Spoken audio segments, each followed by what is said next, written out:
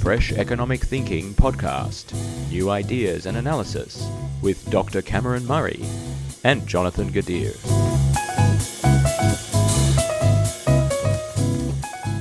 Welcome back to the Fresh Economic Thinking podcast. I'm Cameron Murray, your host, and I have Tim Helm with me today to chat about YIMBYs.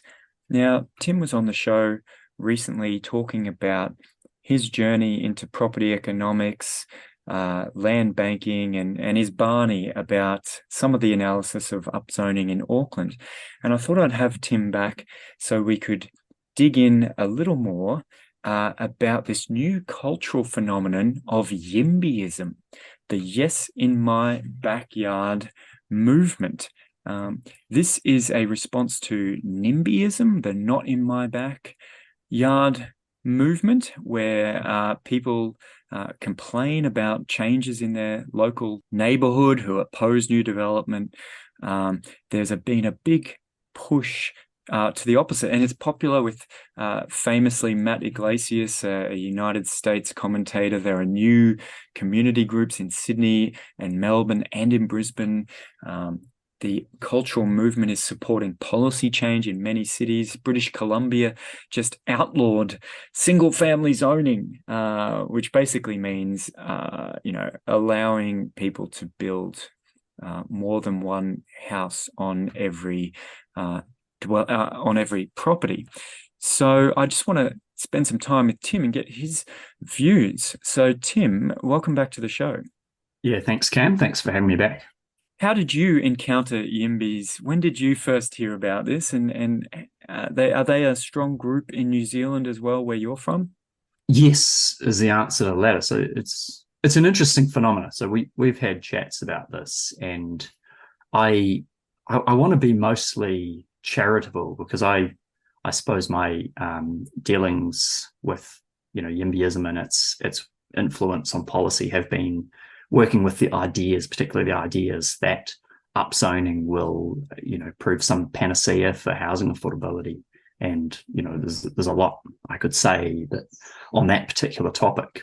But like you, I've also been fascinated by seeing this grow as a movement, and at pondering the reasons for the rise and influence of YIMBYism, and pondering it as, if you like, a sociological phenomena and with psychological roots. But I also basically want to be really careful in talking about it, because people hold views for reasons. They hold reasons in their head for views, and there's a mode of discourse which I'm seeing more and more, and I find it sort of really troubling, where people's views and arguments are, if you like, discounted on a kind of sociological or psychological analysis, or an analysis of their incentives. You would say that because you work for the NIMBYs, or you would say that because young and urbane and like to live at density. You would believe that, and it's a terrible mode of arguing, because you don't get into actually addressing the arguments on their content. I'm actually going to have a shout out to a fantastic methodology of economics course I took here in Wellington in my honours year, where we looked at the economics of social science and how, if you like, superficial it was to explain that. In the example I remember, to explain that Pierre voted communist because he was a worker in a factory with two children and a low wage. Like, Pierre has a reason for voting communist, and you can ask him, and sort of explaining his views by his circumstance isn't very helpful. So in discussing YIMBYism, I don't want to pretend that YIMBYs are just sort of units in some larger process, but it is a fascinating phenomenon. And maybe we should how would you define it, maybe firstly, like as a movement? There's got to be some common core idea there. What's that core claim? That's a great question, actually, because I've been looking for that core claim, and well, I suppose the first thing to say about it is it's defined in opposition to somebody else, a group which has been created. So the YIMBYs, if you like, created NIMBYs, or at least put the the label on them. There is a tendency that has a convenient label now, NIMBYism, and YIMBYs define themselves in opposition. So in a sense, it's not even clear from the name exactly what they're for, but it centers, I suppose, the policy asks center on upzoning for density, particularly in well-located locations within cities. So that's, if you like, the core of YIMBYism. And I found that there is a lot of disagreement on other policy measures and even on the philosophy and goals.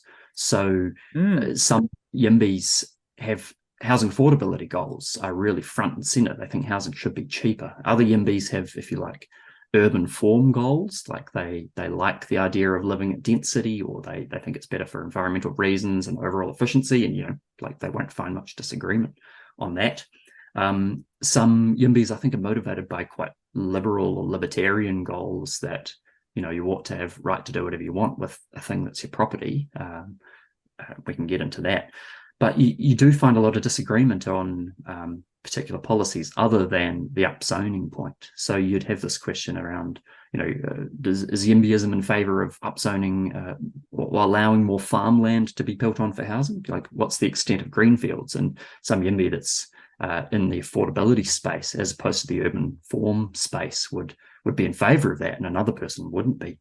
And you have other, if you like, litmus tests, like should a council impose minimum building heights to enforce a certain high density, which happened here in Wellington. It's a fascinating one I could return to. And other forces like should we impose parking maximums, or let developers choose, let the market decide? If people decide through private covenants that they want to restrict density in their area, should we make it easy for the larger polity to overrule them? Taking out those private contracts, there's a lot of, if you like, litmus tests that many YIMBYs would land on either side of, but the core I can see is in favour of zoning for higher density in well-located areas. So that's really interesting, don't you think, that what binds the group as a social movement is the policy prescription and not the goal or the outcome that maybe that policy should lead to. So maybe some people think density is good for urban efficiency reasons and environmental reasons. Some think it's good for affordability reasons. Some think it's good because free market outcomes are better, therefore any regulation is bad. And therefore, once you dig into the details, there are actually some contradictions at play. So perhaps we should start maybe with, I want to unpick all those, but maybe let's start with the affordability question. That to me seems like a major part. All right, like there is an argument that I think firstly there's a conflation of density and quantity, and maybe I'll get you to ask that. But how do the YIMBYs, what's their economic story and about affordability from upzoning, and what's the economic basis, and what are the sort of holes or limits to that in your view? I think this is probably the original YIMBY claim was young people are priced out of housing, and old people hold all the land. There's a generational problem. Housing needs to be cheaper. Certainly in New Zealand, that's a lot of the tone of the debate.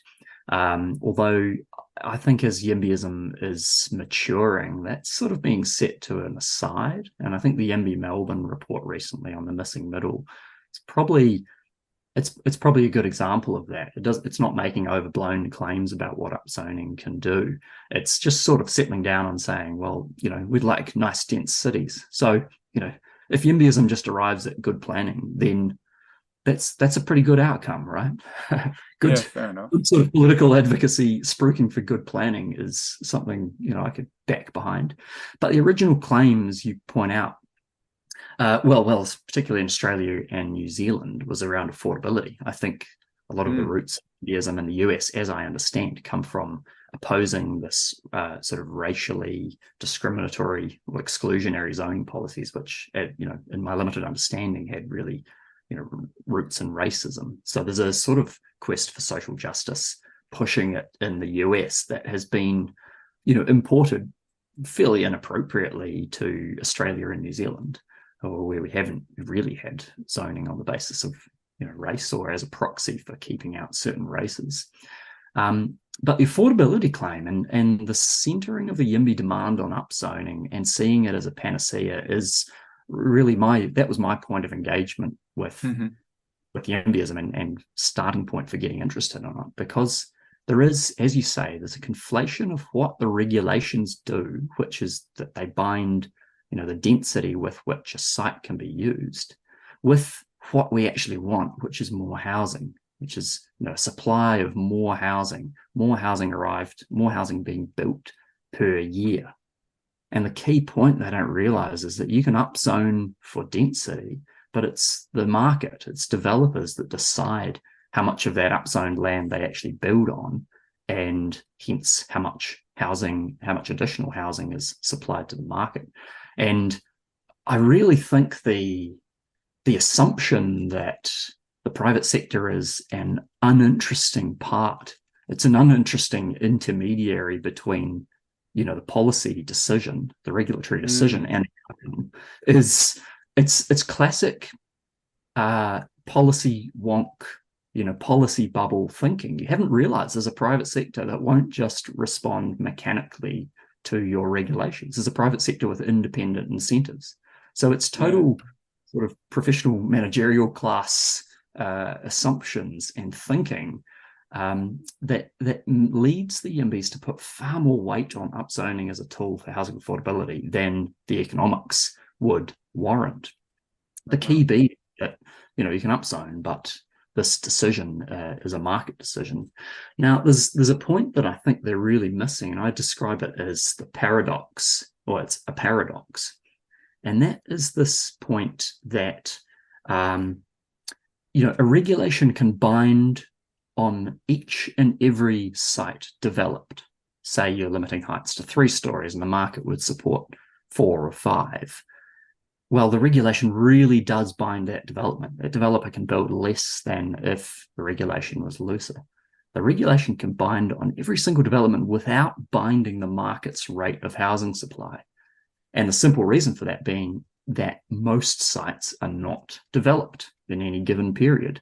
And the number of sites developed is, in economic language, it's endogenous. It's partly a result of how high you let people build.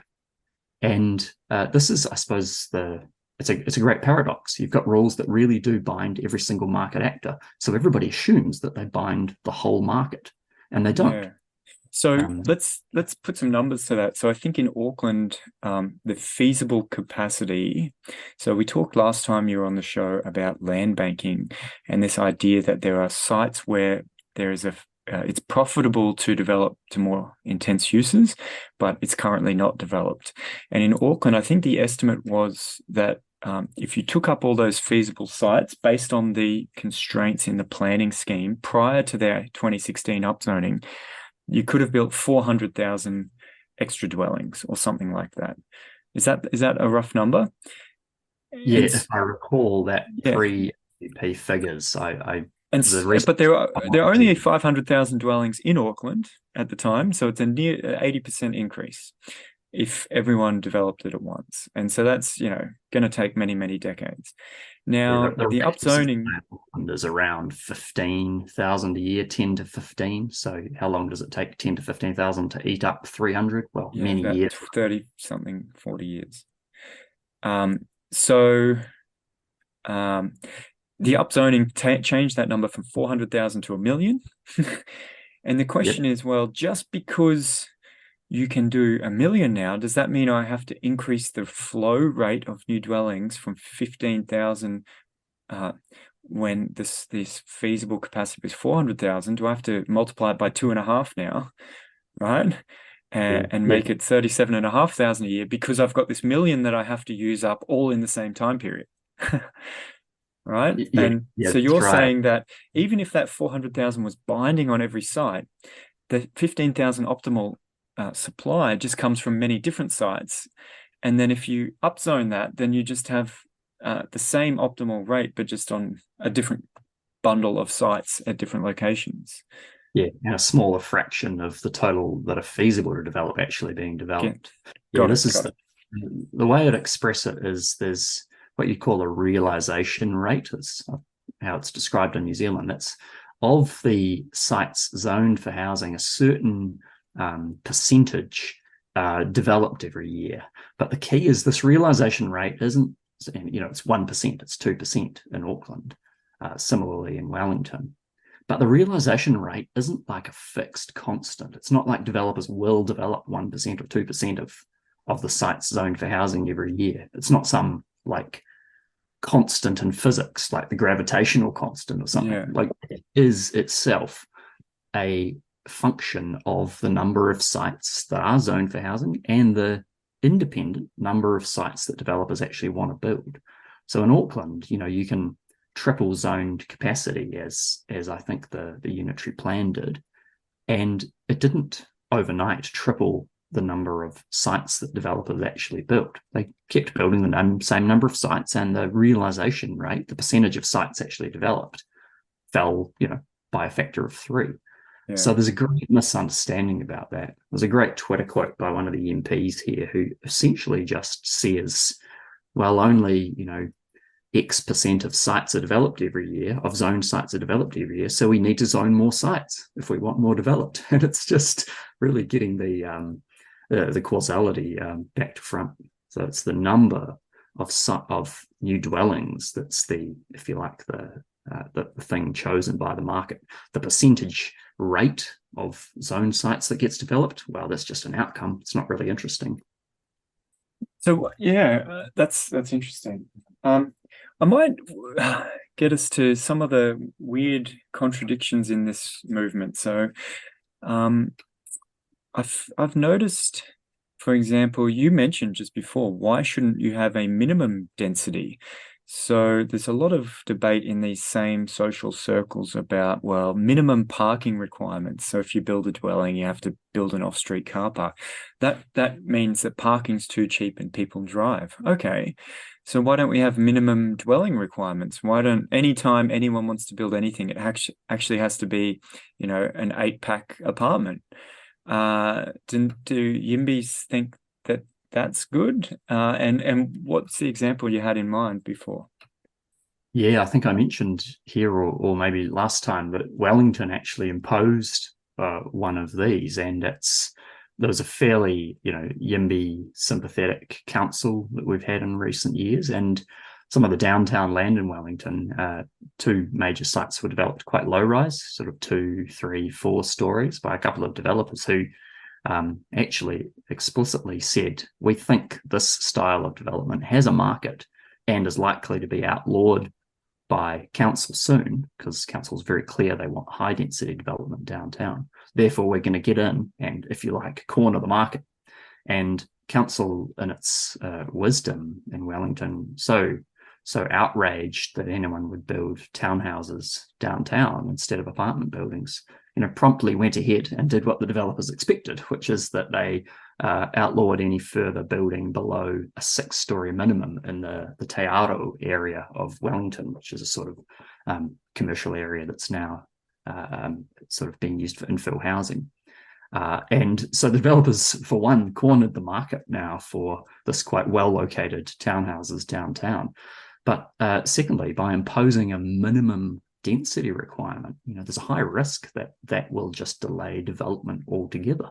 Like if a developer preferred to build 2 stories and 6 stories, as these developers evidently did, then possibly they prefer to not build at all than to build to 6 stories, or they're going to delay development for some time. So evidently, at least in certain circles, the idea of using the big hand of the state to force landowners to do certain things with their land is quite popular. So this is, if you like, an internal contradiction within some people that would identify as YIMBYs, or identify as pro-housing or pro-density, whatever they like. Should density be something that the public sector forces or foists on the private sector, or are we actually more about the market deciding? So there's a real schism, if you like. There's a real lack of clarity about whether this is purely a free market type of ideology, like a sort of reheated neoliberal faith in markets, or whether this is actually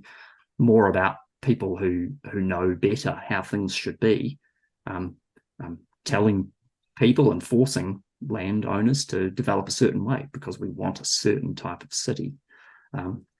So Yeah. I suppose, yeah, as you point out, and it's nicely phrased, there are many internal contradictions of the philosophy of YIMBYism. It just kind of coheres around one particular idea, which is you ought to upzone where there's currently lowish density zoning. And I think that comes across when the position on roads, for example, in the movement, it's very much an urbanism movement, right? They like density, they like public transit and cycling and, shop fronts down the main street, which is great. I love that too. But those places aren't usually cheap to live because they're such high amenity. And I find it interesting that, you can be a YIMBY for all that, and I certainly am. But then, building highways out into paddocks to build new subdivisions, that's another way to get more quantity of dwellings as well. But probably a lot of YIMBYs would be NIMBYs for that. We don't need more highways. We don't need more bulldozing the environmental areas and native habitats for houses. So that's sort of a weird one, and it gets to this what I wanted to ask you about, which is this spatial idea that, it's great to have more homes in the city, but won't they be the more expensive ones? And does it really matter at all where the new homes go? Isn't there a spatial equilibrium, economists would call it? Can't you just build homes anywhere? Why do they have to be more dense? How do the YIMBYs deal with that, or do they not? Well, yeah, look, I think the YIMBYs maybe don't have one voice on, say, things like building out more in the green fields. There are better and worse arguments here, and the worse arguments that I've heard are that, well, if you allow density in an area and the area gentrifies and the price of houses goes up, then those houses are expensive. You're not making things any cheaper, and it does ignore like the pretty strong evidence that across a housing market as a whole, more housing does filter to other parts of the market, and it filters, of course, because these all parts of the city are linked. They're really a single housing market in many respects, with different locational attributes on the types of houses there, and the prices from one place to another equalize according to the relative desirability, which often means relative travel time, but also relative amenity. And I think that we didn't quite get to talking about it last time, but the really key thing that I think is missing from a lot of people's view on this stuff is that this phenomenon of spatial equilibrium, of prices equalizing to some extent, that's a phenomenon that happens across places as well, across cities. It doesn't just happen within a city. It's not just the case that, say, more housing in a gentrified urban area makes it cheaper on the fringe, or that more houses on the fringe make things cheaper in the center. Like, all that spatial equilibrium stuff applies sensibly within the city, but it also applies across cities as well. So if you do something in Auckland that makes housing cheaper in Auckland, well, that won't last too long. Right? Like, there's a time frame on which you can actually improve housing affordability in your jurisdiction before these adaptive responses, this migration response and this consumption response, will kick in. You've got to deal with not just your current batch of residents who, of course, would like cheaper houses and bigger houses, but you've got to deal with everybody who might want to move to your place if you make it a bit cheaper, or you can buy a bit more for the same price. And that's the idea of spatial equilibrium, that migration really just continually equalizes quality of life. People move from place to place like sort of water moving in the sea. Classically they move from somewhere to Wellington to study, and then maybe Wellington to Melbourne for wages, and then Melbourne to Gold Coast because Melbourne rents get too high, or etc. etc. You can see, for example, the Sydney migration data, just a steady outflow of Australian residents. Melbourne was always quite balanced. Queensland quite positive in migration, and that's because Sydney is getting expensive. People flow away from Sydney and they move to Melbourne, or they move to the Gold Coast or wherever it is. And this, I think what YIMBYism is missing here is a recognition of the limits that local policies can have on local affordability. Like if you somehow succeed, if you and I are basically wrong around the relationship between zoning and housing supply, and somehow upzoning miraculously makes housing cheaper without that just being because the place has become worse to live, congested and shaded. If it somehow makes life better and cheaper, well, everyone's going to move there, right? I mean, here's a prime example. I'll quote an Australian colleague of mine who moved to Wellington for a few years, and I visited him once and complained about the wind. And he said, because he loved Wellington to death for his time here, he said, "Nah, mate, if it wasn't windy, everyone would be here." And it sort of just captures this point, right? That like the amenity shapes migration, and all these factors of quality of life shape where people live in ways that determine the price you pay to live in a place. You pay more in Sydney, beautiful. You pay more in Wellington because it's beautiful. And I think a recognition by YIMBYism of the limits to which any place can influence its housing affordability would be welcome. And I'll just raise one point on that, which is that the upzoning point, I think the best phrase I've seen is from Nicole Gurran, a housing researcher in Australia, who calls the push to upzone everywhere for affordability. She calls it a really compelling distraction. Now, that nails it for me, because the distraction here is from the point that housing outcomes for the poor and the middle class are really a function of the relative share of their society's wealth that they've got. And it's until we end with the distractions in housing policy and get with the real causes of housing inequality and housing poverty being general inequality and general poverty, we're not going to make much progress on housing affordability. We've just been distracted by things like this zoning debate, and it's a source of frustration, really. Yeah. So let me just summarize. You're saying that even if one city upzoned like crazy, and even if I'm wrong in my claims that this is not going to make housing cheaper or change the rate of new construction per year very much, you're also adding this spatial dimension and saying, well, if it is effective hypothetically, and prices say fall 15 or 20% in, let's say, Brisbane, where I live, won't that just make Brisbane a relatively more attractive place, given the other opportunities and incomes and whatnot? So people will just leave Sydney and come to Brisbane until such time as that prices are more expensive and that there's no price difference between Sydney and Melbourne again. Is that the basic argument? Yeah, that's the spatial equilibrium point. But it's that there's no quality of life difference. So each place differs amenity, but quality of life equalizes. So essentially the quality of life premium equals the rental premium, basically. So if you had the same income in Sydney as in Brisbane, but the quality of life is better, you would pay a higher rent for that higher quality of life, exactly equal to that value. Yeah, hold the wage constant, the travel time to your work constant, hold the rent. Well, and then the quality of life premium determines the rent premium. That's basically that's the spatial equilibrium idea in a nutshell. So let me ask you then, what's your take? One thing I've noticed is that YIMBYs nearly universally want open national borders.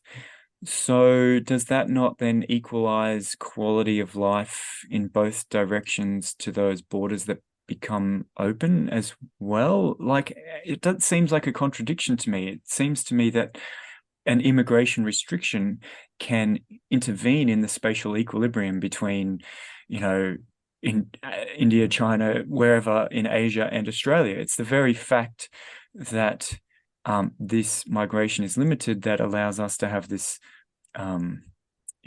better than global equilibrium outcome. How have you noticed this as a contradiction? Do you see it as one, or do you have a different take on the YIMBY and immigration open borders thing? Yeah, it's a really great illustration of spatial equilibrium, is that open borders mean you will just have flows of people in until quality of life equalizes. And, to be clear, quality of life can equalize not just via rents being pumped up, but by every other bit of life becoming a bit worse. Your traffic congestion gets worse, so your commute's longer. The noise from your neighbors, the amenity impacts of all these crowding and nuisance externalities can just ramp up until people of means want to leave, and your city is left as a place that's, I don't know, less pleasant to live in and probably a bit more expensive to live in, because people are prepared to pay an awful lot compared to their low, if you like, reservation utility wherever that come from. And a classic example here is Australia and New Zealand. Like, we have a migration union, and Australia is lucky that it's the larger country and New Zealand is a smaller country, because New Zealand is the place where wages and, if you like, material quality of life is lower. So the flow of migration is pretty much one way from New Zealand to Australia. Now, if Australia was the size of New Zealand and New Zealand was the size of Australia, we would be talking about a flow that really made things expensive in Australia. So woe betide New Zealand if we improve our productivity and, I don't know, Australia's terms of trade fall off a cliff, because everyone will come to Wellington, and I already can't afford to live here. So things will be even worse. And imagine that on a sort of open global scale. This is the point. So there's one paper that I think is really interesting, essentially from some researchers in New Zealand through Motu, the think tank, that showed that New Zealand and Australian major cities are in a form of a single housing market. You can detect in the data that a shock to one is passed through to all. That's a nice illustration of spatial equilibrium forces at work.